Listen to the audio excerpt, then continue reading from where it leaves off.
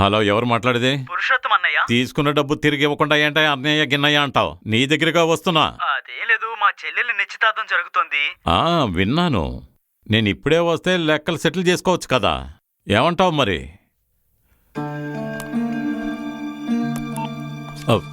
ఎప్పుడొచ్చారు? ఇప్పుడే వస్తున్నాను. పొద్దునే నీ కచేరీని మొదలు పెట్టావా?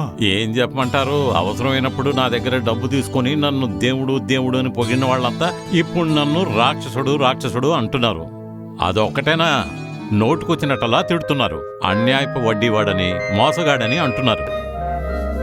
వడ్డీలకి మార్చి సంపాదించే డబ్బు అది ఎన్ని రోజులు నిలుస్తుందనేది నన్ను చూస్తే నీకు తెలియడం లేదా? నేను చేస్తున్న బిజినెస్ లా నువ్వు ఆసిప్పు సీటు డబ్బుల కలెక్షనే కదా చేస్తోంది.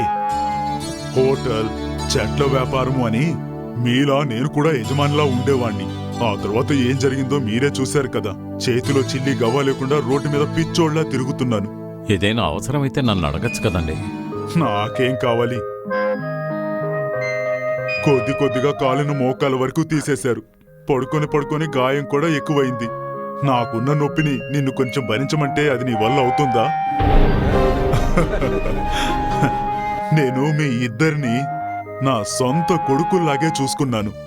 వాడికి కొంచెం పొగరు ఎక్కువైనా గాని మీ ఇద్దరిలో ఎవ్వరు ఓడిపోయినా నేనే బాధపడేవాణ్ణి. కుడి కాలు నరికినా ఎడం కాలు నరికినా తేడా ఏముంది? నొప్పి ఒకటే కదా. నేనిప్పుడు ఇక్కడికి ఎందుకు వచ్చానంటే, కాలు నొప్పి కోసం హాస్పిటల్కి వెళ్ళినప్పుడు మీ అమ్మగారిని కలిశాను. తనకి శ్వాస తీసుకోవడం ఇబ్బందట. పాపం, ఈ ముసలితనంలో ఆమె గుడిమెట్లు ఎక్కుతూ దిగుతూ ఇబ్బంది పడుతోంది.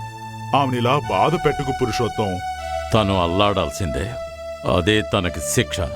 జోసఫ్, ఏంటయ్యా? ఈయనకి కోడికూర వండి భోజనం వడ్డించు. అలాగే అలాగే, వస్తానండి.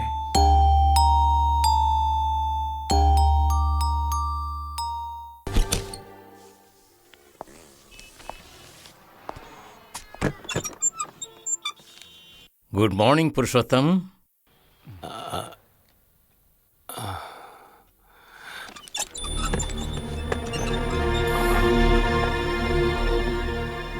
నేను గుడ్ మార్నింగ్ చెప్పాను. అయితే ఏమంటారు? అటువంటి వాటికి మర్యాద ఇవ్వడం నాకు అలవాట్లేదు. తొందరలో తీర్చేస్తాను పురుషోత్తం. నీకో కూతురుంది కదా, తాను సింగారించుకుని రోడ్డు మీదకొస్తే అంతా సర్దుకుంటుంది. పొగరుబోతు. ఏం జరిగింది? అందరూ చూస్తుండగానే 4 తగిలించేవాణ్ణి. ఆడదని చూసి వదిలేశాను. దాన్ని కొంచెం గారాబంగా పెంచాను. తప్పు చేస్తే శిక్షించాలి.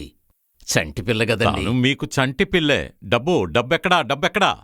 భీమిలి రోడ్లో ఉన్న నా ప్రాపర్టీ కేసు తొందరగా తేలుతుంది. 1 నెల రోజుల్లో అంతా క్లియర్ చేస్తాను. నాది 4.5 కోట్ల ప్రాపర్టీ కదా, మీకివ్వాల్సింది డీసెంట్గా తీర్చేస్తాను. త్వరగా ఇచ్చేస్తే మీకే మంచిది. లేదంటే నేను రంగంలోకి దిగాల్సి ఉంటుంది. తర్వాత ఊళ్ళో మీ పరువు పోతుంది. అది సరే, ఇప్పుడు ఇక్కడికి ఎందుకు వచ్చారంట? అమ్మాయి బర్త్డే జరిగింది. కోర్టు ఉత్తర్వు వచ్చేదాకా బర్త్డే వెయిట్ చేయదు కదా. బర్త్డే బాగానే జరిగింది. ఇప్పుడు 50,000 ఇచ్చారంటే నాకు కొంచెం హెల్ప్ఫుల్గా ఉంటుంది. ఏంటి, నీకు చేసిన హెల్ప్ చాలేదా? ఆ కేసు కోసం నా దగ్గర 15 లక్షలు తీసుకుని ఎంత కాలం అయిందో నీకు తెలుసా? అది వడ్డీకి వడ్డీ అని 25 లక్షలు అయిపోయింది. ఇప్పుడు కూతురికి బర్త్డే అట 50,000 కావాలంటున్నాడు. నీకు అసలు సిగ్గే లేదటయ్యా? మన వల్ల ఎంత అవుతుందో అంతవరకే వెళ్ళాలి. అందరూ ఫోన్ చేసి వడ్డీకి డబ్బు కావాలని అడుగుతారు. కానీ నా దగ్గరకు వచ్చే వాళ్ళకి వద్దు, వడ్డీకి తీసుకోకండి, వడ్డీ పెరిగిపోయి కొండంత అయిపోతుందని, అది తీర్చడానికి చాలా కష్టమని చెప్పేవాడిని. కేసు ఎప్పుడో నాకు తెలుసు. ఆ రోజు ఖచ్చితంగా వస్తాను. నా డబ్బు నాకు ఇవ్వలేదనుకో, నీ బెడ్రూమ్లో ఏసీ వేసుకుని మరీ నిద్రపోతాను. ఆ తర్వాత నీ ఇల్లు నా సొంతమవుతుంది. నా గురించి తెలుసు కదా నీకు. సరే, బయలుదేరు, బయటికెళ్ళు.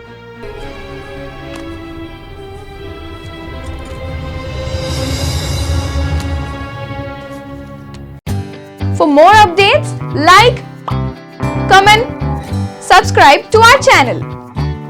Hey darlings, గంటని click చేయడం మర్చిపోకండి.